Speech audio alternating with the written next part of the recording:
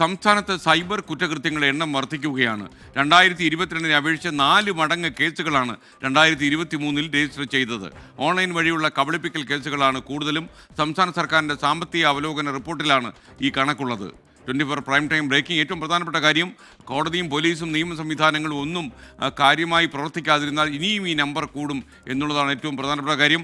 Cyber തട്ടിപ്പിന് ആളുകൾ ഒരുങ്ങിയിരിക്കുന്ന ഒരു സംസ്ഥാനത്ത് കർക്കശമായ നിയമത്തിൻ്റെ ഇടപെടൽ, എക്സിക്യൂഷൻ ഉണ്ടാകണം. അതിന് നിയമ സംവിധാനങ്ങൾ മടിച്ചാൽ ഇനിയും ഈ ക്രൈം റേറ്റ്, പ്രത്യേകിച്ച് സൈബർ ഇടങ്ങളിൽ ക്രൈം റേറ്റ് കൂടുമെന്ന കാര്യത്തിൽ സംശയമില്ല.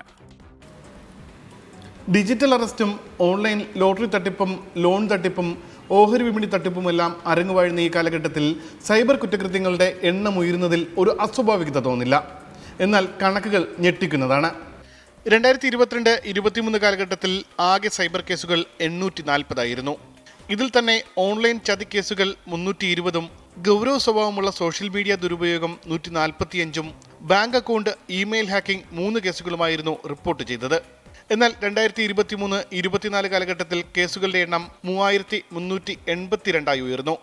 ഇതിൽ തന്നെ ഓൺലൈൻ ചതി കേസുകൾ 2772, ഗൗരവ സ്വഭാവമുള്ള സോഷ്യൽ മീഡിയ ദുരുപയോഗം 266, ബാങ്ക് അക്കൗണ്ട് ഇമെയിൽ ഹാക്കിംഗ് 72 കേസുകളായി ഉയർന്നു.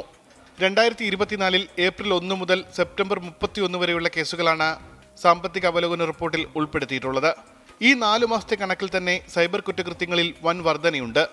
4 മാസത്തിൽ ആകെ കേസുകൾ 1369. ഇതിൽ തന്നെ ഓൺലൈൻ ചതി കേസുകൾ 1101, ഗൗരവ സ്വഭാവമുള്ള സോഷ്യൽ മീഡിയ ദുരുപയോഗം 158, ബാങ്ക് അക്കൗണ്ട് ഇമെയിൽ ഹാക്കിംഗ് 56 കേസുകൾ റിപ്പോർട്ട് ചെയ്തു. 2018 ആകെ 239 കേസുകളായിരുന്നതാണ് 2023 3382 ഉയർന്നത്. 2018 ആകെ 239 കേസുകളായിരുന്നതാണ് 2023 3382 ഉയർന്നത്. 5 വർഷത്തിൽ ആകെ കേസുകളുടെ എണ്ണം 14 മടങ്ങാണ് വർദ്ധിച്ചത്. ഓരോ ദിവസവും ഓരോ രീതിയിലായിരിക്കും ഈ സൈബർ തട്ടിപ്പ് സംഘം നിങ്ങളെ ആക്രമിക്കാൻ ഒരുങ്ങുന്നത്. ചിലപ്പോൾ നിങ്ങളുടെ സാമ്പത്തിക അടിത്തറ പോലും ഇവർ തകർത്ത് കളയും. അതുകൊണ്ട് തന്നെ സ്വയം കരുതുക, അത് തന്നെയാണ് ഏക മാർഗം. ഉമേഷ് ബാലകൃഷ്ണൻ, 24 തിരുവനന്തപുരം.